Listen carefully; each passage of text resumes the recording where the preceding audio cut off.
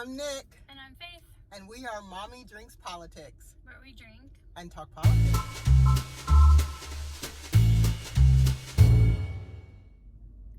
To start us out this week, we had a little something local happening. Yes. The shooting of Atatiana Jefferson. Her family refers to her as Tay. It was huge in the news this week. It happened like right on the heels of Amber Geiger getting her 10-year sentence for murdering Botham Jean. And this is a really big deal. The police officer was responding to a non-emergency call. Mm-hmm. Why was the police officer called in the first place? Because the neighbor was concerned about the door being open. Now, it was legitimate. Okay. Her mother, she lived there with her mother. She was taking care of her. Her mother was elderly and was in the hospital as far as the neighbor knew. Gotcha. So he was confused as to why the door would be open. He was concerned. So he called in a welfare check. Okay. Went to the Was he did he live close to her? Yeah. Gotcha.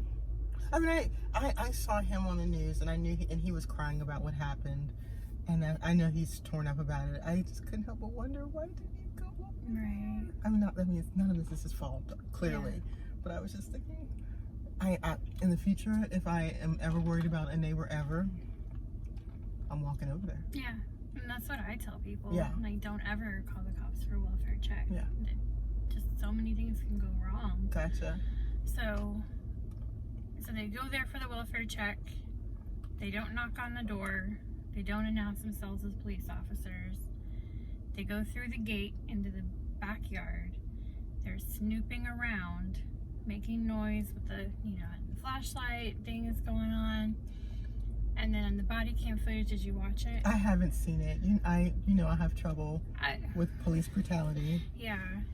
I have trouble watching those videos. Yeah, yeah. And I normally don't, because I've seen enough. But this one, I mean, universally, everyone who sees it is like, WTF. Yeah. That's the response. Because you don't even really see much other than, him looking at the window saying, put your hands up, or put your hands where I can see him, pow. I mean, it's like that. Wow. She doesn't even have a chance to respond to his command. And so... Was this a new cop? Was he new? Yeah, I think he's been on the force since 2018. So like 18 months or something like that. Called himself a rookie. I guess he was a rookie. Gotcha. But so what we found out after the fact was that her 8-year-old nephew was in there with her. I didn't know that he was playing. They were playing video games together.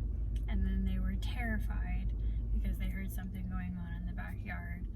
And according to Zion, as the 8-year-old nephew, he said that there was a gun that his aunt had, and this is Texas. Everybody has a gun here. Everybody has a gun. She was within her rights to have a gun, and now in her home, and now the department is trying to use that as a defense, though, that he feared for his life because she was pointing it at him. Gotcha. And that was I think, according to Zion's statement.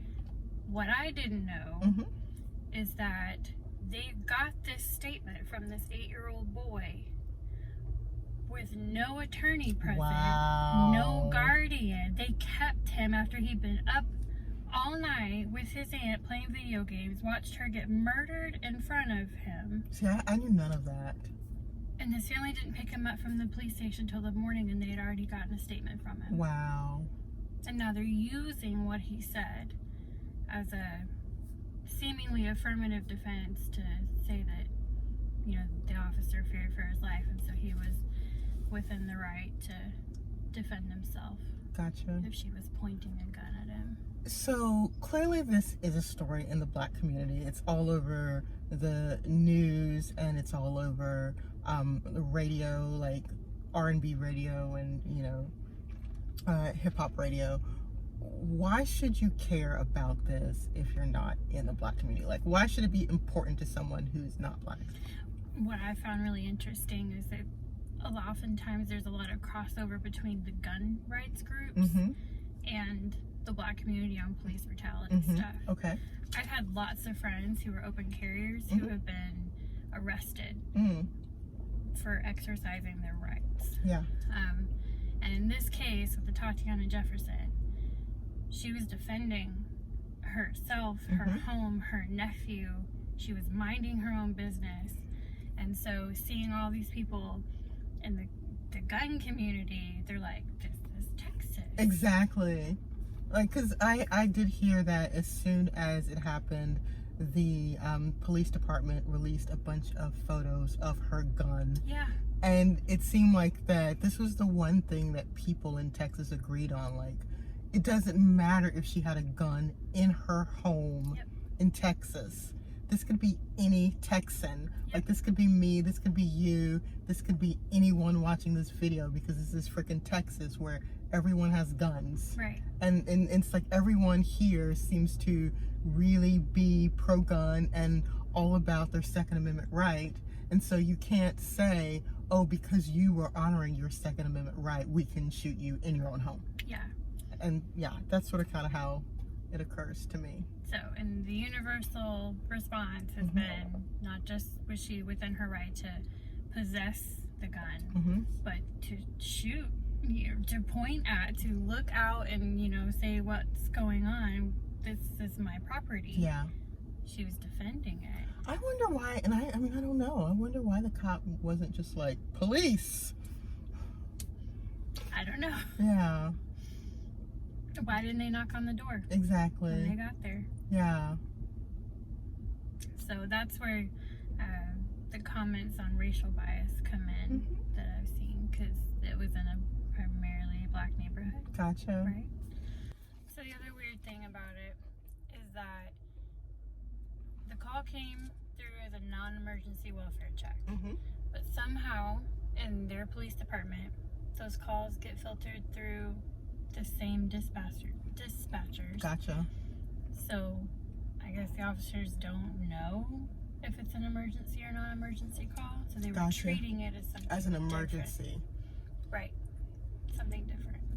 I wonder how many tragedies like this happen in our society because of police officers who don't have the right information. Like, if there were just a consultant that could re-engineer how things happen, how many tragedies would be prevented just from the re-engineering of, for instance, how information gets to, you know, officers. Right. And I'm not a police officer. I never have been. I want to invite a police officer on the show one day so we can talk. But it does occur to me that police officers deal in life and death situations every single day. And so they need information that could save lives. And something as simple as knowing if it's an emergency or a non-emergency is important. Very. It doesn't mean that it doesn't mean that you should just go shooting someone's house up for no reason. But at the same time, I think they might show up with a different mindset if they did know that it wasn't an emergency. Right. So, but what else? What else do you want to say about this topic? I feel like I want to ask you something. Ask. Okay, so I want to know, as a white person, what can we do to help the Black community going through this?